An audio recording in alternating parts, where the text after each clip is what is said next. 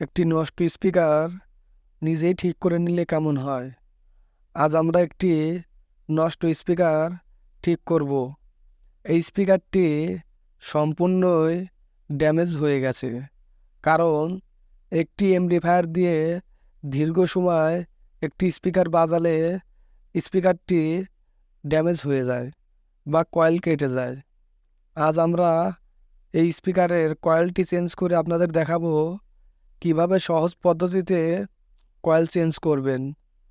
আমরা কয়েলটি একটি hot air গান দিয়ে হিট দিয়ে কয়েলটি বের করে নেব। হট এয়ার গান দ্বারা হিট দিলে কয়েলের চারপাশে যে আঠা লাগানো থাকে সে আঠাগুলো নরম হয়ে যায়।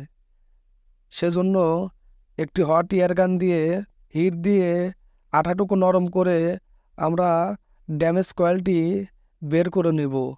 আমাদের কয়েলটি একদম ড্যামেজ হয়ে গেছে, সেজন্য পুরনো কয়েলটি বের করে নিয়ে আমরা এখানে নতুন একটি কয়েল বসাবো। দেখুন আমি কিভাবে কয়েলটি বের করলাম। আপনারাও চাইলে সেম একইভাবে কয়েলটুকু বের করে নেবেন।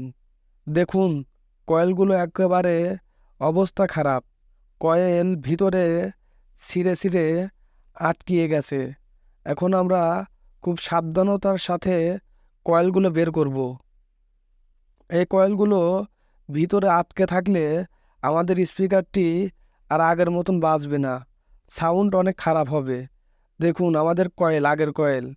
এবার চারপাশের আঠাগুলো খুব সুন্দরভাবে হট এয়ার গান দ্বারা হিট দিয়ে আঠাগুলো ছাড়িয়ে নেব। ছাড়ানো হলে নতুন কয়েলটি সুন্দরভাবে সেম আগের পজিশনে বসিয়ে নেব।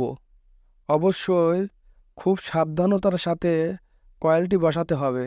আমাদের কয়েলটি যেন কোনো দিকে বাঁকা হয়ে না বসে, কারণ আমাদের এই স্পিকারগুলো বাজতে হলে খুব সাবধানতার সাথে কয়েলটি বসাতে হবে, কারণ বেস ক্লিয়ার দিবে না তাছাড়া। এজন্য আমি দেখুন কিভাবে কয়েলটি বসাচ্ছি, আপনারাও সেম একইভাবে কয়েলটি বসিয়ে নেবেন।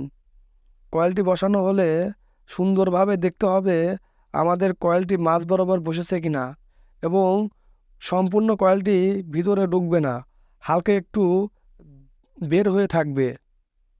এবার আমরা কয়েলটি আঠা দিয়ে লাগানোর জন্য আমরা নেগেটিভ পজিটিভ আঠা সুন্দরভাবে বের করে নেব। বের করা হলে আঠা দুটি একদম মিক্সড করে আমরা সুন্দরভাবে কয়েলের চারিদিকে লাগিয়ে দেব। ইলেকট্রনিক্সের নতুন নতুন ভিডিও পেতে ইলেকট্রিক আপডেট ইউটিউব চ্যানেলটি অবশ্যই সাবস্ক্রাইব করে রাখবেন, এবং এবং ভিডিওটি শেয়ার করে অন্যদের দেখার সুযোগ করে দেবেন।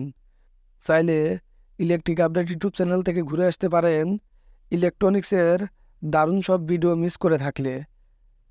এবার আমরা সুন্দরভাবে আঠা লাগানোর আগে একটু কাগজ দিয়ে এক সাইডে গ্যাটিস দিয়ে নেব, কারণ আমাদের কয়েলটি যেন কোনো দিকে বাঁকা হয়ে না থাকে। এবার ওই প্লাস মাইনাস আঠাটি সুন্দরভাবে কয়েলের চারদিকে লাগিয়ে দিব। দেখুন আমি কিভাবে লাগাচ্ছি, সেম একইভাবেও আপনারা লাগিয়ে নেবেন। এভাবে লাগালে আমাদের স্পিকারটি সম্পূর্ণ রূপে নতুন হয়ে যাবে।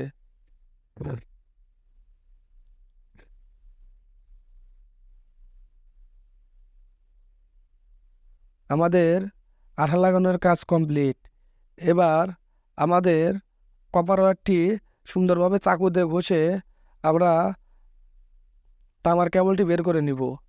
বের করা হলে আমাদের স্পিকারের আউটপুটের দুটি লাইনে দুটি প্রান্তে সুন্দরভাবে কয়েলের দুটি কেবল সোল্ডারিং করে নিব। দেখুন আমি কিভাবে সোল্ডারিং করছি, আপনারা সেম একইভাবে সোল্ডারিং করে নেবেন। আপাতত আমাদের সোল্ডারিংয়ের কাজ শেষ, আমাদের স্পিকারটি সম্পূর্ণ রেডি।